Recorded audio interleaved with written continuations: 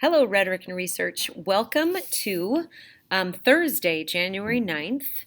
So, yesterday in class, you learned about the current event speech and you did some brainstorming with the class. Tonight or last night, you should have chosen your topic.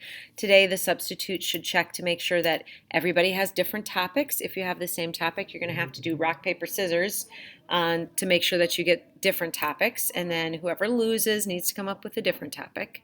What you're going to do today is I want you to start working on researching that topic and starting to build a works cited page for your paper. So make sure you find information that covers both sides of whatever your current event issue is, because you're going to need to know both sides, but you're going to also have to choose a side.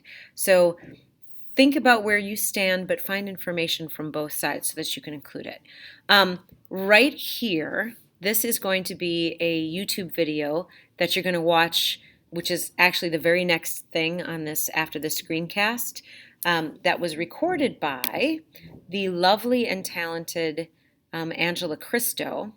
So if you take a look at the screencast lists right here, it's how to search on Google.